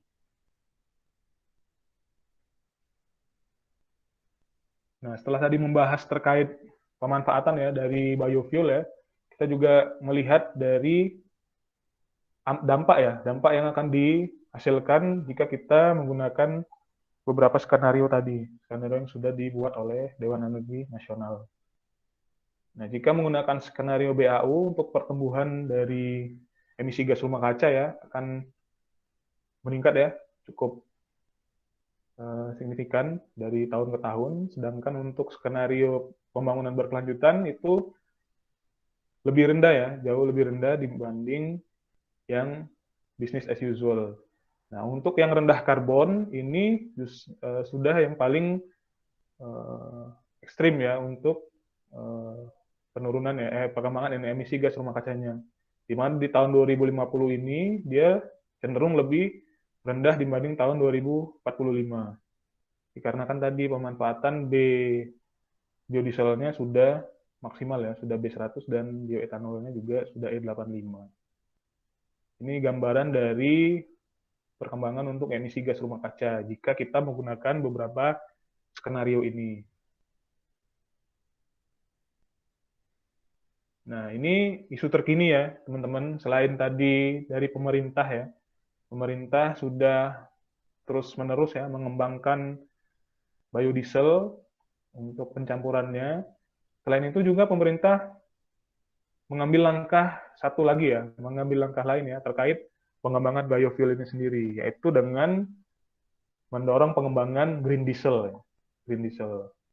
Apa sih green diesel itu? Green diesel itu merupakan produk ya dari pengolahan juga bahan baku CPO ya, CPO, tetapi dengan proses yang berbeda dengan tadi yang biodiesel, sehingga green diesel itu sendiri memiliki karakteristik yang berbeda ya dengan biodiesel. Nah, di sini dikatakan oleh Direktur Bioenergi, yaitu saat ini pemerintah tengah melakukan pengujian terhadap B40 ya. Ini jadi pemerintah ini melakukan paralel ya, selain melakukan pengujian B40 dan juga pengembangan green fuel ya. Green fuel yang nantinya diharapkan dapat menghasilkan green diesel atau disebut dengan di sini D100, kemudian green gasoline atau G100 dan green jet after atau J100 yang berbasis crude palm oil. Nah, pemerintah ini untuk mengembangkan green diesel ini sendiri atau green fuel ini itu menggandeng langsung Pertamina. Karena Pertamina yang memiliki fasilitas existing kilang ya, kilang yang bisa dimanfaatkan untuk pengembangan biofuel ini sendiri. Nah, selain itu juga pemerintah juga menggandeng dari sektor akademisi ya, yaitu untuk produksi katalisnya, yaitu dari ITB, dari teman-teman dari ITB. Jadi yang disebut dengan katalis merah putih ya, dikasih nama katalisnya itu katalis merah putih. Di mana katalisnya itu sendiri membantu dari proses konversi ya, dari CPO menjadi green diesel ini sendiri. Nah, jadi PT Pertamina itu sendiri bertugas untuk menjalankan tadi ya, pengujian di kilang existing-nya yang ada. Jadi dilakukan dengan proses co-processing. Seperti itu. Jadi Pertamina punya unit namanya fluid catalytic cracking ya. Fluid catalytic cracking. Nah, di unit itu sendiri yang digunakan ya, diinjeksi CPO, kemudian dilihat produk yang dihasilkan itu seperti apa. Nah, nantinya kan ini masih diuji dengan co-processing baik di kilang Dumai maupun di kilang Pelaju ya di Palembang. Nah, nantinya akan dicoba di dia kilang standalone ya, kilang baru. Jadi ketika berhasil maka akan dicoba untuk mengembangkan dengan kilang baru ya. Nah, bedanya apa? Di sini dijelaskan oleh Mbak Feby ya. Jelaskan bahwa green diesel atau diesel biohidrokarbon itu memiliki keunggulan dibanding diesel yang berbasis fosil maupun biodiesel ya, yang berbasis fatty acid methyl ester. Di antaranya cetan number-nya itu lebih tinggi, kemudian sulfur content yang lebih rendah, dan oxidation stability juga lebih baik, serta warna yang lebih jernih. Jadi kita tahu bahwa kekurangan methyl ester ini memang terkait juga oxidation stability ya. Jadi biodiesel ini sangat mudah atau sangat cenderung mudah teroksidasi. Nah, ketika dia sudah teroksidasi, maka susunan dari susunan komposisi kimianya akan berubah dan akan mempengaruhi dari properties dari biodiesel itu sendiri. Sehingga tadi ketika pemerintah sudah membantu ya mengembangkan juga selain biodiesel, berarti akan tercipta juga nih saingan dari biodiesel ini sendiri. Seperti itu. Nah, green fuel ini sendiri itu diproduksi atau green diesel ini produksi dengan melalui proses hydrotreating ya. Jadi CPO ini direaksi dengan hidrogen. Direaksi dengan hidrogen sehingga akan menghasilkan produk di green fuel dengan temperatur dan tekanan tertentu.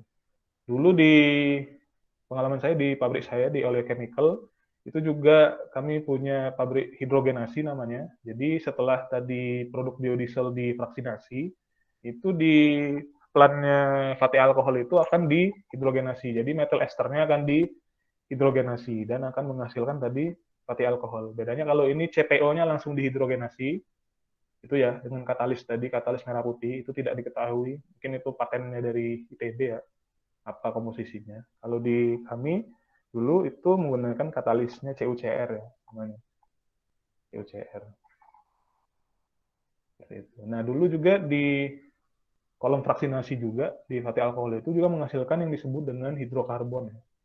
Hidrokarbon. Tapi saya tidak tahu dulu apakah hidrokarbon itu sama seperti yang dimaksud dengan green diesel ini atau berbeda karena dulu memang kami tidak fokus ke itu ya. Karena itu ya karena fokus dari pabriknya untuk menghasilkan bahan baku fatty alkohol ya. Jadi tidak ke arah situ. Tapi memang ada dulu di salah satu kolom fraksinasinya menghasilkan yang disebut dengan green diesel ya. Hidrokarbon ya, hidrokarbon. Jadi tidak diketahui hidrokarbon itu apakah yang disebut ini sampai sekarang itu masih. Oke, Oke, cukup sekian presentasi penyampaian materi dari saya. Mungkin saya kembalikan ke Vidya. Baik Pak, terima kasih banyak atas materinya, sangat bermanfaat sekali. Dan teman-teman, sebelum kita memasuki sesi selanjutnya, ada informasi penting buat teman-teman yang pengen ikutan atau pengen cari uang tambahan buat kuliah, itu bisa banget kalian daftarkan diri Anda di Sinira Foundation, karena Sinira Foundation lagi open recruitment untuk seller dan supplier. Nah, untuk linknya nanti akan ditulis di kolom chat, tapi kalau mau dicatat juga boleh. Untuk link pendaftaran supplier itu bit.ly/supplier SA besar, dan untuk seller bit.ly/supplier seller SA. Untuk informasi lebih jelas nanti akan diinfokan di kolom chat, dan kalian juga bisa cari tahu di Instagram mahasiswa Inergi.Itera. Sepertinya banyak banget pertanyaan yang masuk dari para audiens.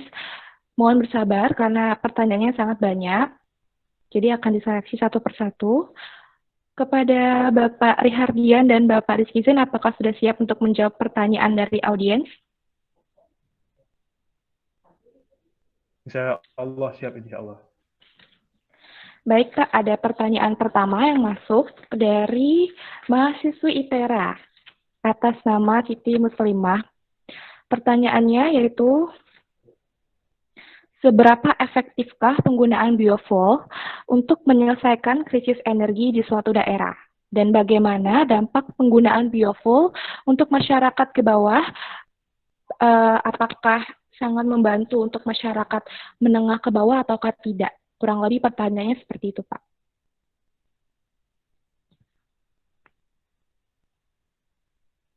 Ini jawabnya gimana? Pak Rian dulu atau saya dulu?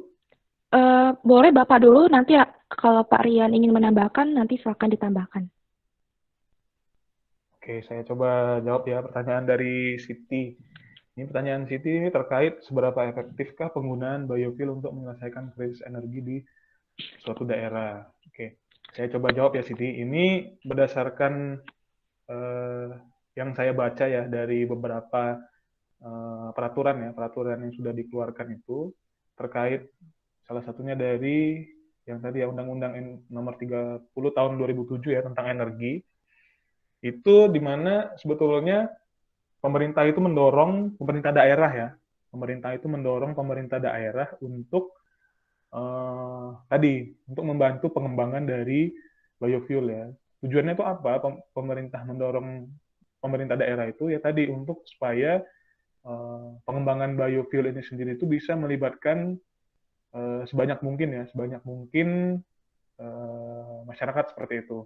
Jadi kalau ditanya seberapa efektifkah penggunaan biofuel, untuk sejauh ini mungkin yang sudah dirasakan untuk kita itu tadi ya, sudah dirasakan untuk sektor transportasi. Nah, sedangkan untuk penggunaan biofuel di penggunaan biofuel di daerah itu mungkin tergantung dari penggunaannya tadi ya. Kalau misalnya dia tadi yang penggunaan B20 atau B30 itu kan sudah seluruh Indonesia ya. Seluruh Indonesia sudah dimandatori. Jadi di daerah manapun yang bahan bakarnya menggunakan solar seperti itu berarti dia sudah menggunakan tadi ya biofuel. Nah, terkait untuk menyelesaikan krisis energi di suatu daerah itu tergantung misalnya krisis energi di daerahnya seperti apa. Misalnya dia kekurangan apa ya? Contohnya, misalnya bahan bakar cair, misalnya menggantikan minyak tanah seperti itu. Nah, tadi berarti biodieselnya apakah cocok bisa menggantikan minyak tanah, contohnya gitu ya. Kalau misalnya dilihat dari karakteristiknya, biodiesel itu berbeda jauh dengan minyak tanah ya. Dia lebih sulit untuk terbakar seperti itu dibanding dengan minyak tanah. Nah, kalau misalnya dampak penggunaan biofuel di masyarakat menengah ke bawah, itu sepertinya kalau sepengetahuan saya ya, tidak ada yang memanfaatkannya misalnya untuk keperluan memasak. Tapi saya tidak tahu ya, karena saya belum pernah sih mempelajari secara langsung masyarakat menengah ke bawah itu memanfaatkan biofuel itu seperti apa. Tapi kalau misalnya masyarakat menengah ke bawah mungkin yang mungkin membantu untuk produksi biofuel, mungkin dari kita ya dari sisi akademisi ya bisa membantu mensosialisasi ya, sosialisasi ke mereka seperti itu, bahwa biodiesel itu sendiri bisa diproduksi tidak hanya dari bahan baku baru ya, bahan baku fresh gitu, tapi bisa juga dari contohnya minyak jelantah seperti itu. Seperti itu sih kalau menurut saya, Vidya. Apakah menjawab sih? Belum tahu. Vidya masih mute tadi. Maaf, kepada Pak Rihardian, apakah ada tambahan atau tidak? Ya, mungkin sedikit nambahkan saja, tadi sudah dijelaskan oleh Pak Zen. Terkait tentu krisis energi di daerah masing-masing itu kan tergantung apakah krisisnya berbentuk listrik, ataukah bahan bakar minyak, ataukah gas, dan lain-lain. Tergantung masing-masing daerah tentunya memiliki permasalahannya. Tetapi dari segi makro, tentunya dengan adanya penggunaan biofuel itu tentunya jelas untuk mengurangi ketergantungan BBM, kemudian mengurangi gas emisi. Tapi kalau untuk dampak terkait dengan penggunaan biofuel di masyarakat menengah bawah, itu saya pun juga belum terlalu mendapatkan informasi terlalu lebih jauh. Tapi kalau dari segi produksi biofuel, nah tentunya dengan adanya produk biofuel tersebut, tentunya masyarakat ke bawah diharapkan dari segi tenaga kerja, tentunya bisa menyerap tenaga kerja dari perusahaan-perusahaan yang tentunya produksi biofuel seperti itu. Tapi kalau dari sisi penggunaannya pun, yaitu secara makronya seperti itu untuk lingkungan, secara ekonomi, ketergantungan bahan bakar, dan kalau untuk secara signifikan perekonomian menengah ke bawah, itu saya belum mengetahui lebih jauh itu informasinya. Itu mungkin tambahan dari saya. Baik Pak, terima kasih sangat menjawab sekali pertanyaannya. Berikut ada pertanyaan dari Putri Aisyati Indrum, mahasiswi ITERA. Pertanyaannya sedikit menarik sekali, membahas tentang Pertamina pernah mencampurkan komposisi bensin dengan bioetanol sebesar 5%. Apakah ada ketetapan batas penggunaan konsentrasi bioetanol yang dicampurkan ke dalam bensin? Mengingat terkait isu mengenai pencampuran bioetanol, apakah akan merusak komponen kendaraan? Jika iya, apakah harus ada modifikasi antara kendaraan tersebut untuk pengguna E85? Terkait opini dari Pak Rihardian, seperti apa Pak? Terima kasih. Terima kasih untuk pertanyaannya. Nah, tentunya kalau untuk terkait dengan komposisinya 5% tersebut, ya otomatis untuk maksimum konsentrasi dalam bahan bakarnya tersebut itu hanya maksimum 5%. Jadi dari 100% bahan bakarnya tersebut, ya etanolnya 5%, berarti dari segi bensinnya berarti 95%, seperti itu. Nah, terkait dengan apakah itu akan merusak komponen kendaraan, sepengetahuan saya itu untuk pemanfaatan biofuel, baik itu bioetanol atau mau biodiesel dengan konsentrasi yang cukup rendah seperti itu tidak memerlukan modifikasi yang terlalu signifikan untuk kendaraan.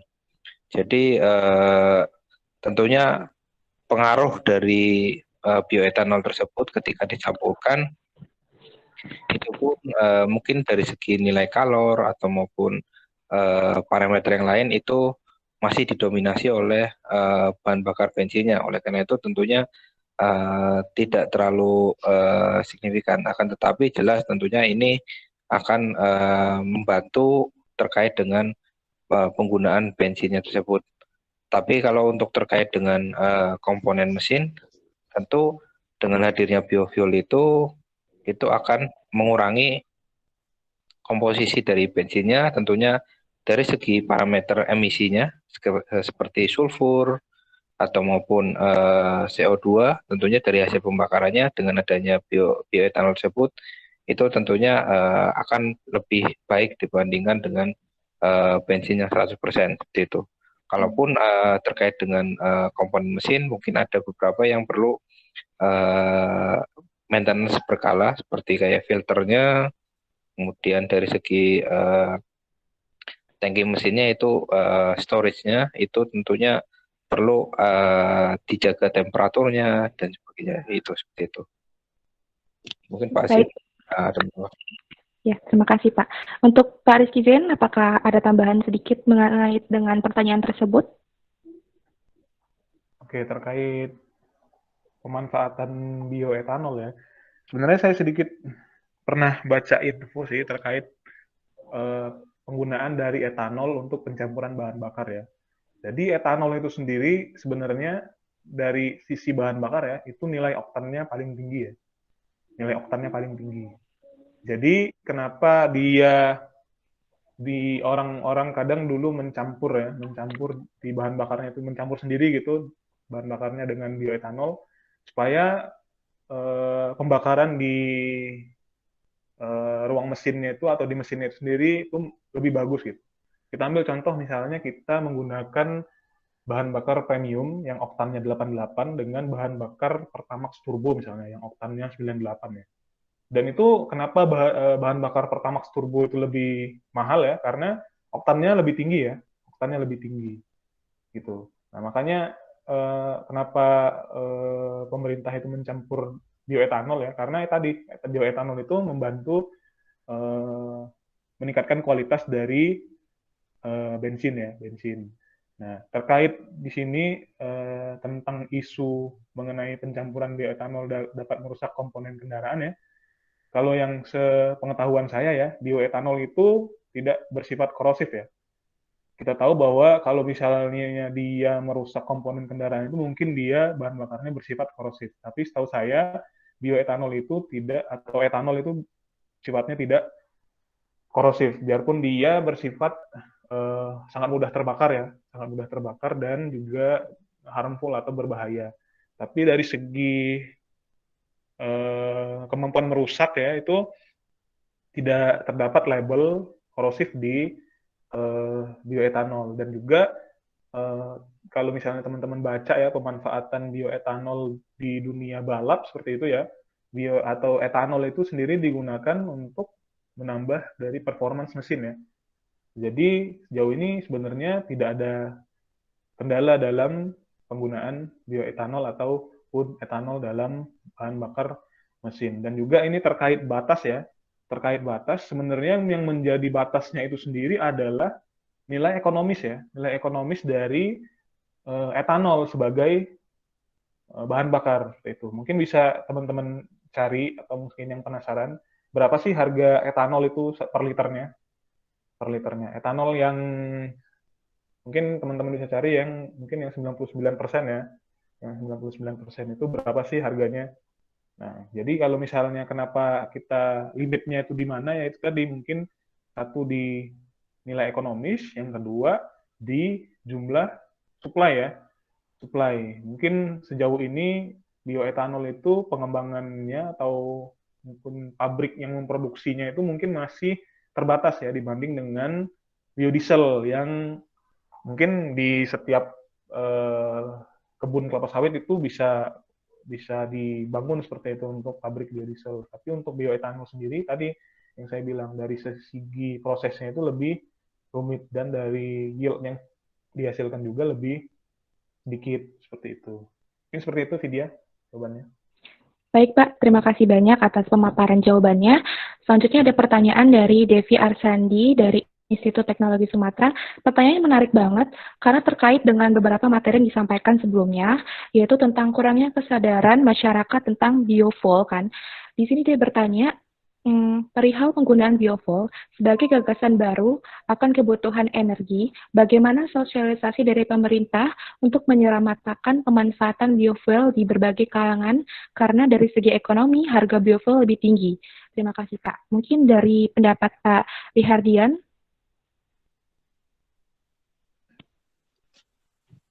Oke, terima kasih pertanyaannya. Ya, kita tahu bahwa saat ini harga biofuel, biodiesel atau maupun etanol itu pun nilainya masih cukup tinggi seperti itu. Oleh karena itu tentunya dari pemerintah perlu adanya untuk mendorong kebijakan pemanfaatan yang lebih luas. Tentunya dari segi sosialisasi atau maupun dari harganya juga tentunya dari pemerintah diharapkan juga bisa memberikan insentif terkait harga dari biodiesel dan bioetanol tersebut seperti itu. Nah, tentunya dari sini tentunya di awal secara logika saja di lapangan ketika terdapat harga yang lebih murah, kenapa kita harus beli yang lebih tinggi? Oleh karena itu tentunya dari segi pemerintah juga selain insentif tidak hanya dari pemerintah pusat, tentunya dari Pemdanya pun juga ikut mensosialisasikan pemanfaatan biofuel juga seperti itu.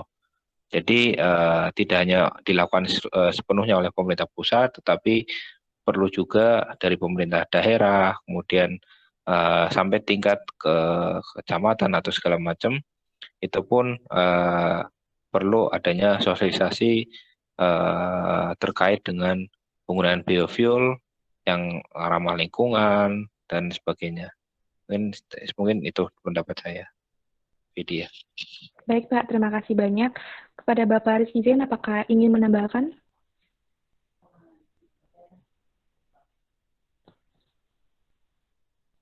Sepertinya tidak ya. Kalau begitu langsung lanjut ke pertanyaan selanjutnya dari Muhammad Hanafi dari Institut Teknologi Sumatera. Pertanyaan terakhir yaitu permasalahan saat ini biofuel selalu bertabrakan dengan kebutuhan atau konsumsi pokok hidup manusia. Selain kelapa sawit, apakah sumber lain seperti tanaman jarak dan opium dapat digunakan ke depannya? Kepada Bapak Rizky Zain, apakah bisa menjawab pertanyaan tersebut? Mohon maaf, tadi yang bertanya siapa, dia? Muhammad Hanafi. Muhammad Hanafi, oke. Boleh diulang Pak. tadi pertanyaannya? Saya sempat. Oh ini ya, dan Muhammad Hanafi ya. Ya, mau diulang atau tidak perlu Pak? Sebentar saya baca dulu ya. Ini Hanafi ini bertanya terkait permasalahan saat ini biofuel yaitu selalu bertabrakan dengan kebutuhan atau konsumsi pokok manusia. Selain kelapa sawit, apakah sumber lain seperti tanaman jarak opium dapat digunakan untuk pengembangan ke depannya? Ya, ini jawabannya saya jawab ya. Menurut pandangan saya ini sangat bisa ya. Sangat bisa. Jadi tadi pemerintah itu sendiri di undang-undang juga atau di peraturan itu juga sendiri sudah menyebutkan ya bahwa sumber untuk bahan baku biofuel itu tidak hanya kelapa sawit ya, bisa dari tanaman jarak, kemudian yang tadi ya, pokoknya opium dan lain-lain, pokoknya yang bersifat sebagai minyak nabati itu bisa dikonversi menjadi biodiesel. Nah, terkait tadi tinggal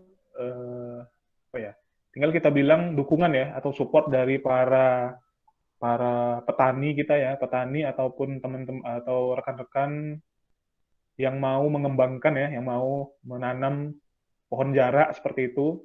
Kemudian selain itu juga membuat fasilitas ekstraksi seperti itu untuk kemudian dihasilkan minyak jarak dengan jumlah yang banyak. Nah, kita tahu kan kelapa sawit itu digunakan sebagai bahan baku di biodiesel di Indonesia itu karena atau CPO itu ya, karena kan memang secara produksi ataupun secara kuantitas produksi itu sudah jumlahnya sudah banyak gitu ya. Nah, makanya pemerintah melihat bahwa sepertinya kelapa sawit atau CPO itu sendiri ketika digunakan untuk bahan baku biofuel itu tidak secara signifikan ya berpengaruh terhadap konsumsi dari bukan konsumsi, persediaan dari minyak goreng sebetulnya atau minyak nabati.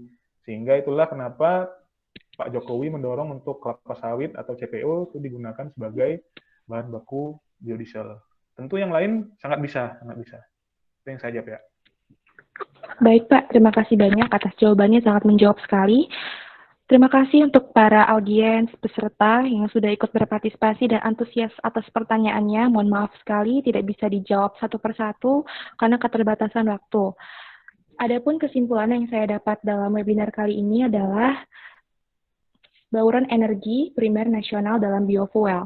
Sebenarnya donasi terbesar dari energi itu masih didapat dari energi fosil. Sangat disayangkan, kenapa? Karena potensi sumber daya alam, terutama tentang biofuel, itu sangat besar di Indonesia. Dan 60% itu didukung dan dipasok oleh daerah Sumatera. Semoga kita semua dapat mengimplementasikan ke depannya tentang biofuel dan juga ditingkatkan kesadarannya untuk menggunakan biofuel karena ramah lingkungan dan dapat membantu ekonomi dari para petani juga. Kurang lebih seperti itu, Pak. Sebelum menutup acaranya, diminta untuk kepada seluruh audiens dan pemateri untuk mengaktifkan kameranya karena akan ada sesi foto bersama.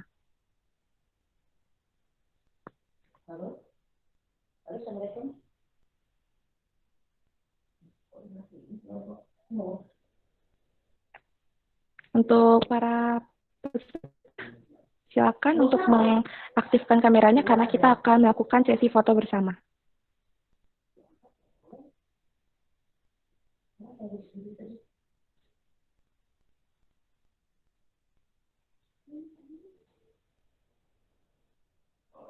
Sudah siap semuanya? Oke, baik. Terima kasih. Sekali lagi saya ucapkan terima kasih kepada pemateri kita, Bapak Rihardian, Maulana Wicaksono, dan juga Bapak Muhammad Rizkizian telah menyempatkan waktu dan berbagi ilmu serta sharing. Saya ucapkan terima kasih banyak sekali lagi dan juga kepada para audiens yang telah ikut berpartisipasi, menyampaikan pertanyaan dan berdiskusi sedikit terhadap biofuel. Saya ucapkan sekali lagi terima kasih dan saya akhiri acara ini. Demikianlah acara webinar series pertama Sinera Encounter. Semoga ilmu yang disampaikan dapat bermanfaat untuk kita semua. Kurang lebihnya saya minta maaf dan saya tutup. Wassalamualaikum warahmatullahi wabarakatuh. Untuk link presensi dan feedback bisa dilihat di sini. Mungkin nanti kalau tertarik tentang biofuel bisa diskusi lagi lebih lanjut, teman-teman. Ya, baik. Terima kasih banyak, Pak.